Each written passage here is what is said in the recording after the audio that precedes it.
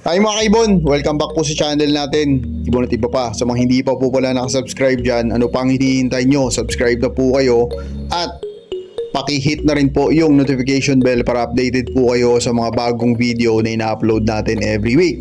At syempre po, paki-follow na rin po yung FB page natin, gaya nga ng sinasabi ko parati. Doon po tayo namimigay ng ibon, inakay, tsaka fertile na itlog pag may available at pag naisipan natin binibigay at pinupost natin agad doon sa Facebook natin mga kaibon. At sa mga supporter pala natin sa Shopee natin, maraming salamat po sa walang sawang suporta nyo. At may mga positive review tayo doon, napakaganda ng review na nag-breed yung mga ibon nila gamit yung mga patuka natin, kasi nakakataba po ng puso. Maraming salamat po sa inyo mga kaibon. Ngayong week na to mga kaibon, napakaganda po ng topic natin. Ito po yung tinatanong parati ng mga kaibon natin, nagme-message sa atin, nagtatanong na paano daw o magkano daw yung panimulang budget nila para magsimula sila sa pag-ibon. Gusto nilang mag-ibon at nagtatanong sila kung paano o magkano yung panimulang budget nila para siyempre mapaghandaan nila mga kaibon. Okay, bibigyan natin ng kulayan mga kaibon, sasagutin natin yan, pero siyempre bago natin sagutin yan mga kaibon, sa shoutout muna tayo sa mga kaibon nating walang sawang sumusuporta sa channel natin. Okay, ngayon syempre mga kaibon, isi-shoutout na natin yung mga solid supporter natin. Dahil po sa inyo mga kaibon, sa suporta nyo, nagpapatuloy po si Ibon at iba pa. Shoutout syempre unang-una sa PPSM Birds Incorporated, kay Kaibon Sir D.K. Lennon, Aldrin Martinez, Dan Katian, Aunt Pauline Avery, Silvero Magbanwa, Eli Sarmento ng Pampanga, Angelo Villena ng Cabanatuan, Jobert Casal JTV, pasuporta din po yung channel ng kaibon natin, si Rodelio Erong Santos, Baste Mini Avery, Jonathan Avery, Espiragera Family, Jeffrey Mercado, Rachel Mercado, Smiley Avery, Elmer Senedosa ng Binondo Rizal, mabuhay dyan sir, Maynard Perfenan, Jaidet Ibunan ng Taguig Guadalupe, KJ Mini Avery ng Samar, Frank Aguilar ng Binondo Rizal, Wilson Avendano, Ricky Dicara, Lovebirds ng Samar, Perez Avery ng Makati, PHP.PH, Papa Berber Avery, Jose Caparoso, at si Kaibon Tatay June ng Lower Antipolo. Maraming salamat po sa suporta nyo mga kaibon. Okay, ngayon syempre mga kaibon, pag-uusapan na natin o bibigyan natin ng kulay. Actually, marami nagtatanong ito parati sa atin na kung magkano daw yung panimulang budget nila kasi gusto nilang magsimula sa pag-iibon. Syempre, sasagutin natin to, bibigyan natin ng kulay ito kasi syempre, ang iba nating mga kaibon, pag-ipunan pa nila to, kaya sige, bigyan natin ng kulay ito mga kaibon. Napagandang katanungan to kasi maraming gusto magsimula sa pag-ibon para may idea po yung mga gustong magsimula dyan. Okay, ngayon mga kaibon, unahin natin mga kaibon kung magkano yung dapat i-budget. Syempre, depende po yun sa kakayanan ng isang mag-ibon. Depende po yun sa kakayanan nyo mga kaibon. Kasi may iba kayang gumastos ng kuwari 5,000 to 10,000. Yung iba ang kaya lang is 1,000 to 2,000 o 1,000 to 5,000. Ang iba dyan baka 500 to 1,000 lang. Depende po sa kakayanan nyo mga kaibon kung magkano po ang kaya nyong ipalabas o gastusin mga kaibon.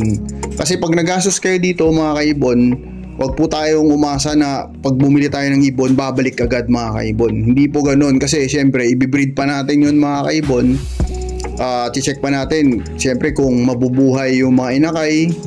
At minsan pagka first clutch, usually minsan infertile pa yung itlog.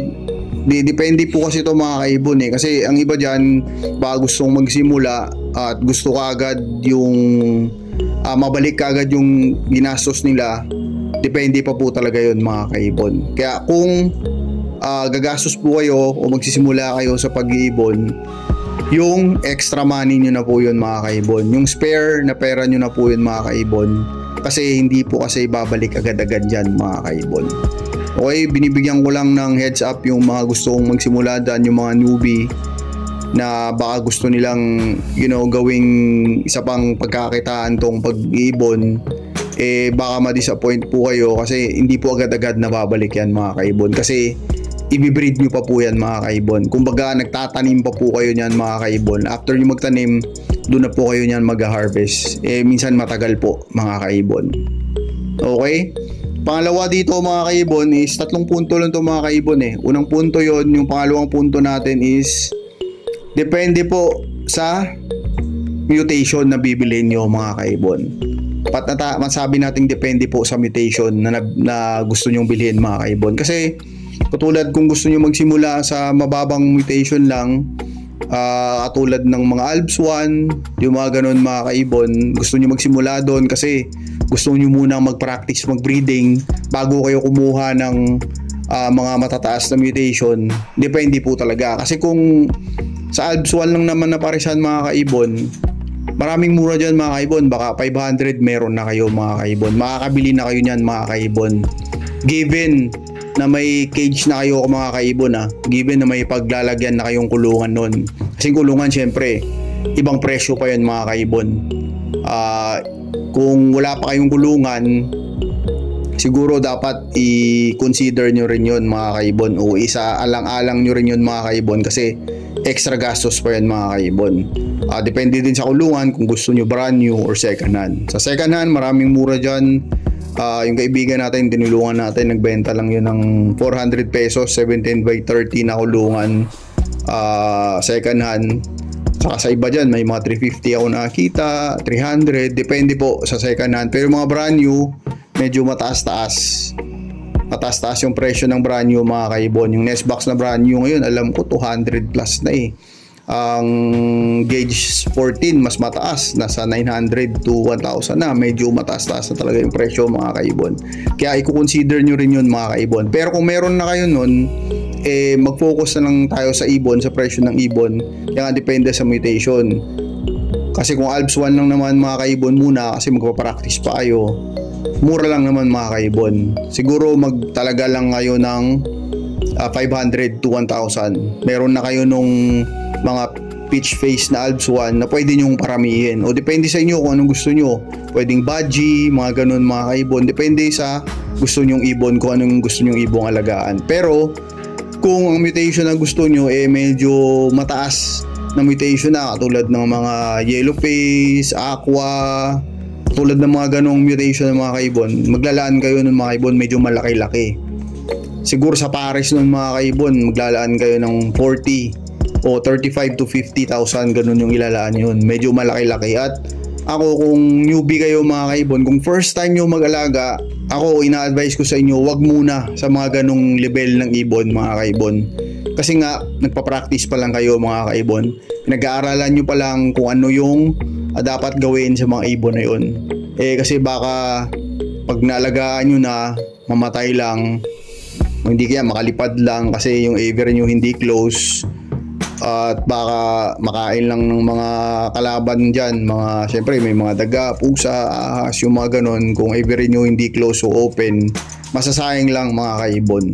Kaya kung ako sa inyo mga kaibon, kung first time nyo lang din naman mag-alaga, magsimula tayo sa mababa muna. Doon muna tayo sa mga pwede nating paglaruan muna, na hindi tayo masasaktan kung may mangyari sa kanila. At kung magaling na tayo doon mga kaibon, at kung medyo kampante na tayo, confident na tayo na ay makakalaga na ako ng medyo mataas-taas, yun, pwede ka doong bumili o pwede kang kumuha ng medyo mataas-taas na mutation mga kaibon.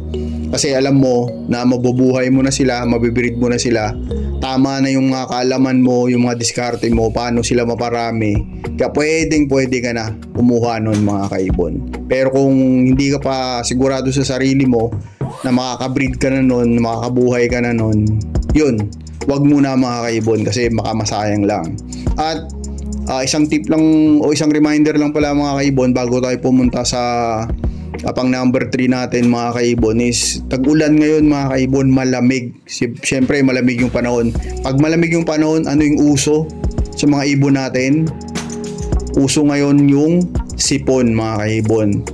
Sobrang usong sipon ngayon, lalo na sa mga open na mga ibunan o hindi kaya nasa taas nila, sa mga terrace nila.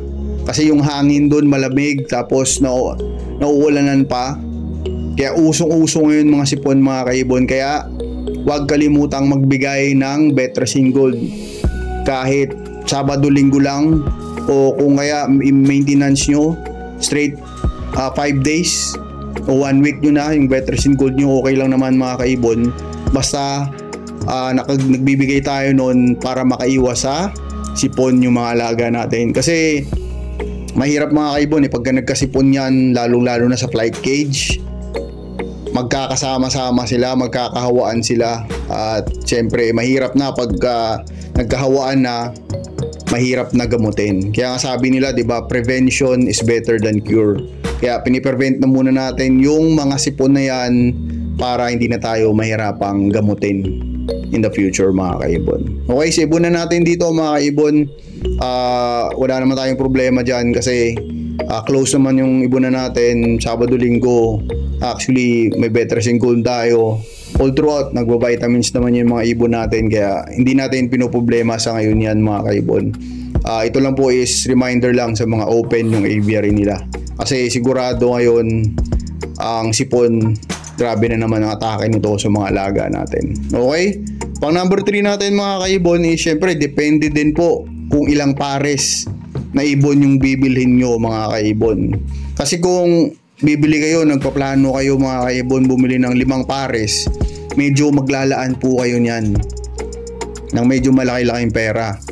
Kasi kung 5 pares at magagandang mutation yung kukunin nyo, medyo malaki-laking pera ang ilalaan nyo mga kaibon. Pero kung bibili nyo lang din naman mga kaibon, 1 pares lang naman, at gaya nga ng sinabi ko kanina, depende sa mutation, at yung mutation nun is mga Albs 1 o nag-uumpisa kayo sa mga, depende sa inyo mga kaibon, kung Opa, Green Opa, yung kapares niya Green Opa din, o kung gusto niyo magsimula na kagad sa Green Opa Split Ino, tsaka Lutino Opa, o kung ano man yung gusto niyo mga kaibon, depende pa rin yun kung ilang pares yung bibili nyo. Pero kung 1 pares lang, lalaan lang kayo siguro nun mga kaibon ng 1,000 to 2,000 mga kaibon, given may cage na kayo 1,000 to 2,000 mga kaibon. Magkakaumpisa na kayo, o pwede na kayo mag-umpisa mag-alaga ng ibon. At syempre may maintenance yan mga kaibon. Pag nag-alaga kayo, mas maraming ibon, mas magastos sa patoka. Mas maraming ibon, syempre mas magastos sa vitamins. Di ba mga kaibon? Kaya depende din po sa inyo talaga mga kaibon kung ano yung kakayanan nyo sa pag-alaga ng ibon, kung ano yung pwede nyong igastos pa na extra. Kasi kung kukunin nyo yun sa budget nyo sa bahay mga kaibon, baka mahirap yan mga kaibon minsan. Baka mag-away pa kayo ni misis nyo mga kaibon, kasi budget nyo na po yan sa pagkain, o budget nyo na yan sa pangbayad sa kuryente o sa tubig. Magagastos pa kasi kukuha ka ng pambili ng vitamins at patoka sa ibon. Kaya ang sinasuggest ko talaga is yung extra nyo na talaga na budget, or extra nyo na talaga na pera mga kaibon, kasi para wala na po kayong iisipin, kasi extra na po yun parang nakalaan na sa pag-iibon nyo yun, nakalaan na yun sa enjoyment nyo o sa hobby nyo o sa pangtanggal stress nyo. Doon na po yun nakalaan mga kaibon. Hindi nyo na kinukuha sa personal na budget nyo sa bahay, kasi mahirap na po mga kaibon, di ba? Okay, tandaan nyo po mga kaibon, depende sa mutation, depende sa kakayanan nyo kung magkano budget nyo, at syempre depende kung ilang pares ang bibilhin nyo mga kaibon. Okay, kung may gusto pa kayong idagdag mga kaibon, comment nyo lang dyan mga kaibon, at I'm sure mababasa yan ng mga kaibon natin para makakuha din sila ng idea mga kaibon kung magkano ang ilalaan nila na budget, kasi gustong gusto nila magsimulang mag-ibon mga kaibon, gustong gusto nila mag-enjoy. Okay mga kaibon, sana po nakakatulong na naman tayo at sana po nag-enjoy kayo sa munting video natin this week. God bless po sa lahat ng minamahal yung sa buhay. God bless po sa lahat ng mag-iibon. So next time po, ibon at iba pa. Maraming salamat.